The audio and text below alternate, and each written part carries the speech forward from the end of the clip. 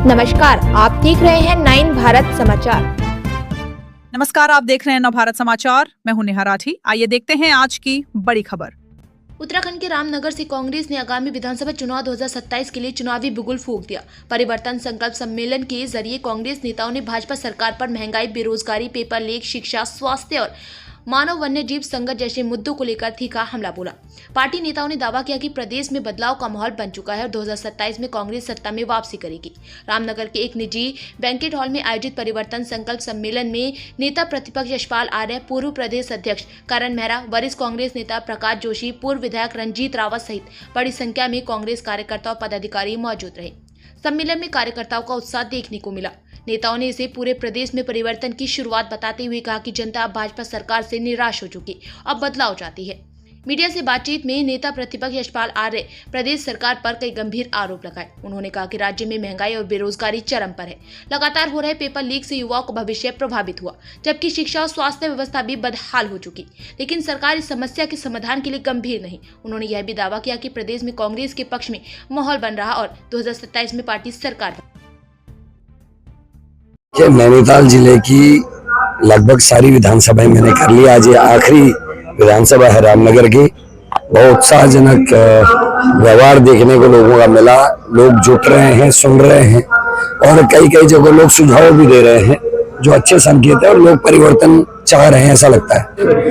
हर परिवार में कुछ ना कुछ ऊंच नीच होती है और आज हमारी स्थिति बीजेपी से कहीं बेहतर है। आप लगातार अपने बगल में अरविंद पांडे जी के स्टेटमेंट्स देख रहे होंगे। अभी हाल ही में बंशीधर भगत के स्टेटमेंट देखते हो और अगर आप देखें लैसडॉन में 3 दिन पहले वहां के इस समय वर्तमान के विधायक जो दिलीप रावत है, संत दिलीप रावत, उन्होंने धरना किया, बीजेपी मुर्दाबाद के नारे लगे। अनिल बलूनी जी के साथ मुख्यमंत्री का क्या चल रहा है सब जानते हैं। त्रिवेंद्र रावत मुख्यमंत्री का क्या चल रहा है सब जानते हैं। इनके पूर्व अध्यक्ष जो डीडीआर के विधायक हैं चुफाल साहब, उनके स्टेटमेंट्स लगातार आ रहे हैं। तो हमारे यहाँ तो ऐसा कुछ है ही नहीं। अगर किसी मीटिंग में कार्यकर्ताओं में या कहीं पर अगर बहस होती तो उसको बड़ा चढ़ाकर दिखाया जा रहा। लेकिन भारतीय जनता पार्टी का एक वर्तमान मुख्यमंत्री पूर्व मुख्यमंत्री के लिए कहता है जो बड़ा मुंह खोलेगा वो जल्दी फंसता है, वो मछली जल्दी पकड़ी जाती है, तो वो नहीं दिखाई देता। ये आश्चर्यजनक है। कांग्रेस में लोकतंत्र है, बोलने की छूट है, लेकिन बीजेपी लगातार आजकल कुछ ना कुछ कह रही है। उस पर भी थोड़ा सा अगर ध्यान आप फोकस करें तो ज्यादा बेहतर होगा। मंच के जो पोस्टर्स है उनको आप वीडियो बनाइए। कोई व्यक्ति सोशल मीडिया में कौन सा वीडियो डाल रहा है उसका उससे हमारा लेना देना नहीं। जो आधिकारिक पोस्टर्स और बैनर्स लगे हैं या सड़क में जो बड़ा बैनर लगा है या अंदर कार्यक्रम में जो बैनर, उसमें हरीश रावत जी को उचित स्थान दिया गया, सीट्स में स्थान दिया गया। तो ये अफवाहें हैं, इनको कृपया करके हम आपसे भी निवेदन करेंगे हमारी मदद करें। देखिए मैंने कहा कि हर परिवार में कहीं ना कहीं बर्तन खटकते हैं। जब किसी पत्रकार बंधु ने कहा कि कांग्रेस की आपसी रार की बात आई तो मैंने बीजेपी के मामले भी आपको गिनाए। ऐसा नहीं है, बीजेपी में भी है, कांग्रेस में भी है और चीजों को समय रहता है हमारा संगठन शीर्ष नेतृत्व संभाल लेगा। उसमें बातचीत भी चल रही है, देखते हैं। अभी बड़ा नेतृत्व तो जब सामूहिक रूप से बैठेंगे उस बैठक में निर्णय किए जाए। देखिए, यह संकल्प परिवर्तन संकल्प यात्रा एक राजनीतिक यात्रा ही नहीं है। ये उत्तराखंड के जनमानस की आवाज को बुलंद करने का माध्यम है और भाजपा 10वें साल में प्रवेश कर रही है सरकार और 10 सालों का लेखा जोखा शून्य है। सरकार बुरी तरह विफल हुई है। सरकार भ्रष्टाचार में आकंठ डूबी हुई है। महंगाई की मार प्रदेश की जनता झेल रही है। बेरोजगारी चरम सीमा पर है। लगातार पेपर लीक हो रहे हैं। देश के हालात आपके सामने हैं। जिस तरह से 90 पेपर लीक हो गए हैं, उत्तराखंड में भी यहाँ पेपर लीक। और वो लोग कौन है? भाजपा के सरकार के जो मुख्य लोग हैं, जो मुख्यमंत्री रहे हैं, मुख्यमंत्री हैं, उनके संरक्षण में पेपर लीक हो रहे हैं। पेपर लीक होते हैं, गिरफ्तारी होती है, बेल होती है और सबूतों के अभाव में वो छूट जाते हैं।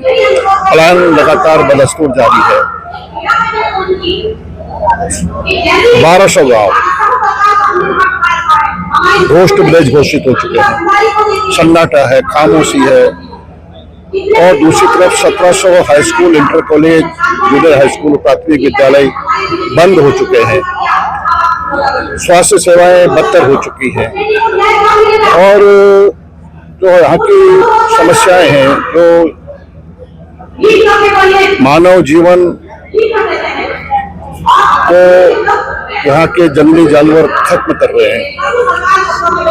रातों में हमारी बहनें, हमारी बेटियां, हमारी महिलाएं जंगल को जाती हैं घास काटने के लिए, लकड़ी बीनने के लिए, वापस नहीं आती है और सरकार मूक दर्शक बन के ये सब कुछ देख रही है। विकास अवरुद्ध हो चुका है। जो हमने एक बुनियादी ढांचा 2002 में श्रद्धेय नारायण दत्त तिवारी जी के कार्यकाल में बनाया था और विकास की एक नई गाथा लिखी थी, आज वह विकास ध्वस्त हो चुका है, चरमरा चुका है और विकास से सरकार का कोई सरोकार ही नहीं है, कोई लेना देना नहीं है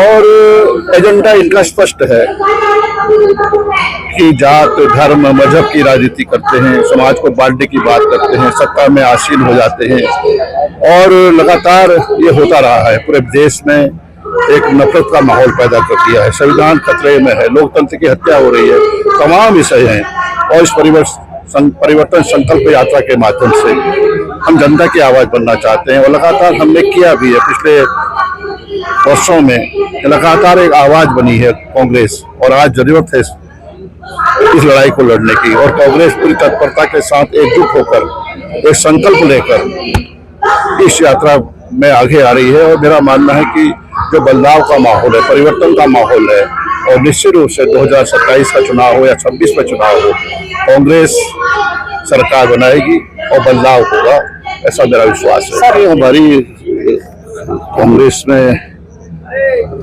आंतरिक लोकतंत्र भी है, अपनी बात कहने का अधिकार भी, लेकिन सीमा के दायरे में एक सीमाएं होती हैं और हमारे जो भी सहयोगी साथी हैं, कार्यकर्ता हैं, नेता हैं, वरिष्ठ हैं, उनको सीमाओं में रहना चाहिए। हमारे पास प्लेटफॉर्म है, हमारे पास मंच है, हमारे पास अपनी बात करने का एक